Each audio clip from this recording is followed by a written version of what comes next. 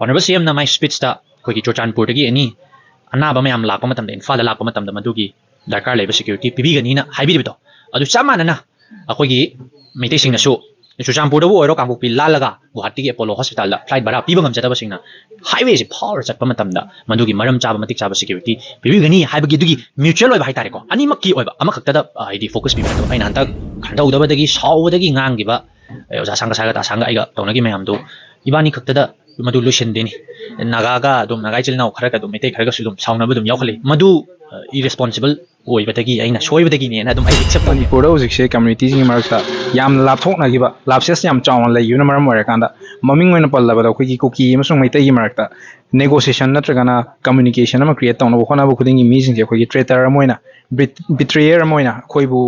mingon yon thok mi ma dona khoi hujik mi khuding na uri khalle ado khoi hujik si gi post dagi lapthok na bagi ramata yam important we process sigum wari se sana dragadi shanti porko yaroi dabani na wari se sana daba yadi habasigi thodang lona ba responsible authority ama leifam thoi haibo authority du manipur gi ona di government na ori bani na government sina khoi authority si lokhalak na bagi damakta akhoi praja akhoi nahajin haitare leaders di already hujiki ona fix tawre adu matam gari manum da change tawba yara ka dawani na akhoi na lawam thoko responsibility se kadai lei haibigi matang da wafam kitang thambiram tasema makidi hojiksi koi gi government of Manipur na sungarang na handa koi gi Kuki Jo Council unarakanda koi step lokhat pigi ba dum leire khoi maru oibadi hoi naga Kuki gi maitai yam naga koi gi Kuki gi irang yam sangna leibise dum asi dum negotiation table da tara kanda negotiate tawra kana yasinagi ba ngak tani ko hojik leiba keno sidadi khoi chahi ahum mo hele ado khoi ngarang honorable CM na sudum haibi bida dum yam tabiramani chahi hongi matung da wari saba sungsa sa se yadra kanda handa han loina yare aise sisu yamna afaba positive oiba step ne na dum lowe plus matam nik changani haidi hojik khoi gi ngasi gi khoi gi dol fitar gi theme jida su leiri shared future and mutual respect na hairi si shared future haiba lakwa matam da appeasement policy na taba amang da koi gi dum koi afaba toram badu dum aphai hai tabani adu fataba toram badu di soire dum hai tabani mamang da koi gi kaino na koi former CM na ga dum hai bi bada yam phasaba point yawe yana ba appeasement policy toram basina so koi da sok amang mayam lai ha jam chume asigi mahutta concrete oiba solution ama kamaina tawraga hingdi hingminatabadi yadabani na concrete oiba plan policy ma phasana yauraga tongminadragadi masi khoi co survival existence yaroi aduna maram oirakanda ngasi khoi lelong bulletin hingbi ba mayamda khoina aina pijaning ba paujal se maroina shanti lakna ba hotna ba plus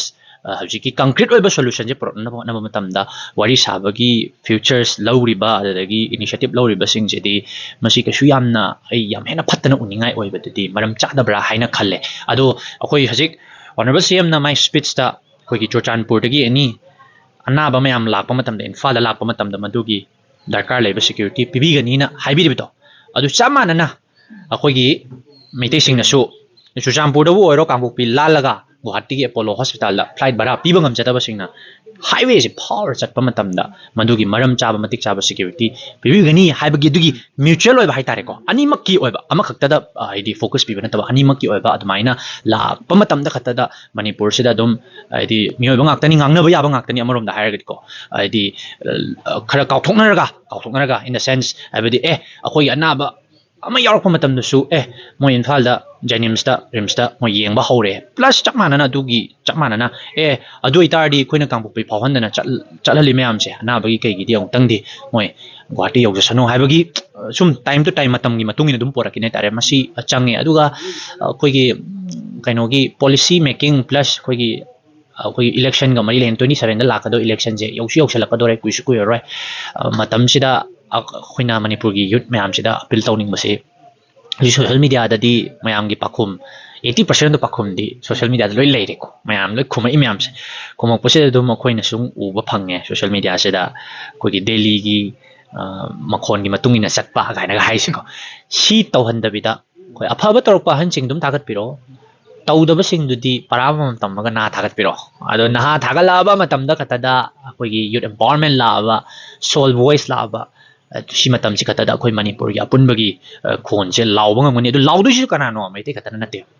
mai tai nani mai te pangal nani ku kisu lawrto ni moge nagana so punna lawmina kan du gi mutual respect share future do koi uba phangani haidana koi maroi ni youth myam sida madugi apel jum nang tawjage 2027 da di koi pangtharagum si ado koi shane shagi asoiba koi accept tawjaba tamji social media season abada koi maram chana adagi aina piri comment sina ai khakki di phamung dagi phammaga hippaga pirakpada di nungai ba aduga community ani da kaiba oido ai taragadi masi yari gai pirak taba dharma karma ade religion ga mari laina bata yari gai di masi mutual respect amadi tum laimin na ba hai tare ko aduga hauji afaba post ama thagat pada asfarida asmaina thagalak pasi nungsina sida haibji masingji neme khana bai post am thagalo ta mai gi whatsapp ta thajin na ko mi khomna bai type ta ko changna ga khana si gi thabak si yari gai masi tokpa phagane na khalle do ai samak te so horaga ai asoiba aina hantak khandaudabadagi saubadagi ngangiba oja sanga saga ta sanga aiga tonagi mayam do ibani khaktada madu lution deni naga ga dum nagai chilnau khara ka dum mete khara ga sudum sauna badum yaukhale madu irresponsible oi badagi aina soi badagi ne na dum ai accept tauge sumaina accept taunaraga aina ngangi sina ai khakdagi natabida kayam yamna society je so allige community je so allige koi nainabam changem aduna yariba makai apun manipur nuksi chana manipur mu por pohona mun tamda isa isa se social media pipe orga su responsibility amna wangba citizen ina khanbira kanda amuk tangdi aphaba nungaiba nuksi chana manipur ma porapada adom su daida yamin si haina thamjai thank you aduga thambirami ba themje men oina future yon thoroi je live bot chidadi adongi bot yon bigen haiba point sima yam important way na khanje yam thaga chari bro matung da tanja sabru jo dum koi matam longminasi